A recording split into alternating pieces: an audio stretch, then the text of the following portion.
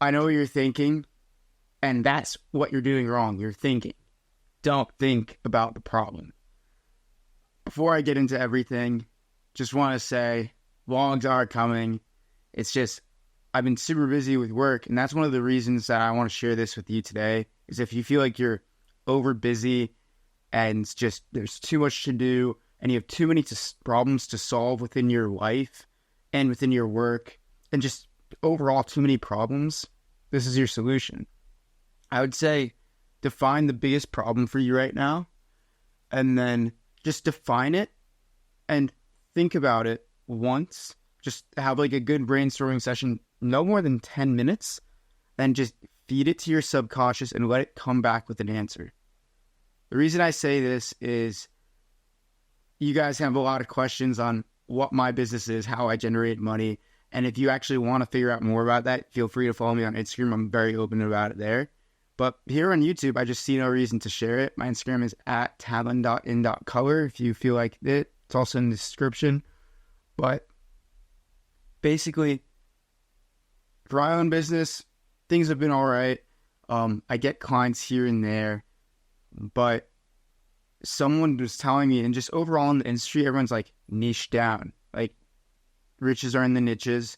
And also, you'll be better to position yourself and be able to charge more if you do niche down. And for me, I work with a variety of different clients from all over the world and in all different industries. So this was super hard for me. And I was just like, I don't know what to do. Like a lot of my clients are in one area and then I see opportunity in another. And in the area that, let's say, I don't enjoy as much industry-wise, has a lot more opportunity and I'm more experienced with it. So I was just like, all right, what should I really do? But then I like kind of let this sit in the back of my head. Someone even told me, they're like, you should niche down. And this person financially was better off than I was, pretty successful in their own business. They're just giving me advice, the kindness of their heart, which I thank them so much because they kind of spurred this all this week. But I kind of just sat down with it, and then I speak with one of my buddies over in Australia weekly, and we just talk about how life's going, different things that we can do to improve ourselves and our services, and just overall life things. And I was telling him about the whole niche thing, and then as I was talking, I was like, you know what, like, this is what I should niche, and I already know it. Like, my whole life has been leading up to this, and the words were just flowing out of my mouth. Literally, I had felt like recording this video last night right after this call, because I just knew what I had to do then. And I even like wrote in my journal right after, like, oh, this is the end goal. This is how I work backwards from the end goal. So before I was not as specific on the end goal. And even now, like the whole thing of recording a video on this camera, just, I honestly think that can go out the window. In short, basically, I am specializing in VR and AR technology with my current service offering. And that's the people that I really want to serve, is these mixed reality startups. And I'm like, all right, should I put out mixed reality content and like show that I'm in the industry? Should I show that I'm familiar with the technology? And like, who knows, like maybe in a couple weeks even, all these videos can be recorded on a VR camera and I'll put them out as VR videos. I mean, obviously right now we're recording on a regular camera just because that's how most people consume things. But I truly think, especially with Apple Vision launching so recently, that mixed reality is kind of the future of tech right now, the future of how people interact with the internet and interact with each other. So that's just my thing. A lot of people have very diverse opinions on that. But for me, I've noticed just I've always been into VR, AR.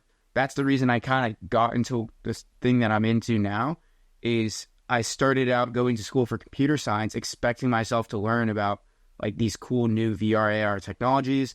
I didn't get as much of that in computer science. I then found some of those classes in the interactive media major within the communications school in my university. And I loved those classes. And even if you go on my personal website now, you see a lot of stuff in the AR, VR realm. And I've always just kept that there, being like, I want to show people I'm into that stuff.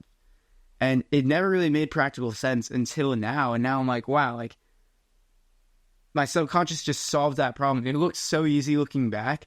But basically the practical thing for you is to find the problem, think about it for 10 minutes. That's all I did. I thought about it for 10 minutes, probably like every other day.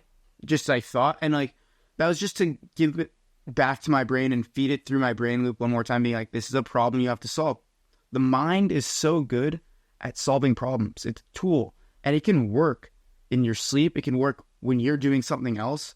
Like that's the reason why a lot of people, they, let's say, like type documents, write essays while watching TV. So the brain can do multiple things at once. It's hard to do multiple things at once consciously, but subconsciously, it can do a million different things. And also, if you're feeding things through your conscious mind again and again and again, the subconscious will register that more as more significant, and therefore it's going to try to solve that problem better. The brain loves trying to solve problems. That's kind of the whole point of the mind. I'm currently reading Power of Now for the second time, and he's just going into that more, where he's like, the brain just loves solving problems. That's what it does, and if you use it for that, it is such a powerful tool. So feed things to your subconscious and things will become way clearer. It's just, yeah, you've probably heard that a ton. Try it. Let's say if certain things like, oh, like you need to make money quickly or something, you know, feed it to your subconscious and just think like practically like, oh, like how would I make money within like the next 2 days, right? And just feed that to your brain. Your first ideas are never usually going to be your best ideas. You might want to take action on your first ideas, but usually they're not the best. Just like that's from experience. So just keep thinking about it, and then let your brain think about it over the week or over 2 weeks or even a month if it's a significant problem that you need to solve. And then naturally it'll come to an answer, and you'll know when that answer pops because it'll really click with you. It'll really resonate with it. You'll think about answers throughout that whole period and they'll come up, but that's your brain kind of just going through the fluff and testing things out there. Your subconscious mind is testing things with your conscious mind, being like, hey, I think I solved it. It's basically handing the sheet of the answer over to you. You're like, I've done my homework. Is this it? And your conscious mind, you just have to be like, no, this isn't good enough. I know you do better. Go back in, try it again. And then your brain will be like, okay, subconscious mind will take back the homework and it will try again with the homework, you know? The conscious mind and subconscious are two different entities, and you have to treat them as such because they're two entities, but they're very closely linked. Someone who actually went into this really well was this hypnotist guy going between the subconscious and conscious, and he's saying like, all right, like there's a filter between the two, and you just kind of have to deteriorate that filter. That's why right after I record this video, I'm going to go meditate, because meditating really deteriorates that filter, gets you like just shuts down the brain for a minute, and because you're shutting down the brain, you're able to deteriorate that filter and connect more with the subconscious and conscious. So that's what I'm going to do. That's another really practical way of unlocking the subconscious mind.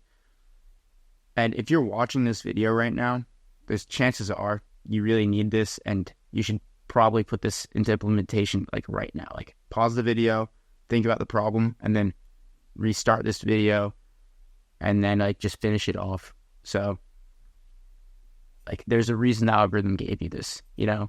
And if you're not taking advantage of it and the algorithm gave you this video, you're doing yourself a disservice. That's all I have for you guys today. Continue exploring and hope you have an epic day.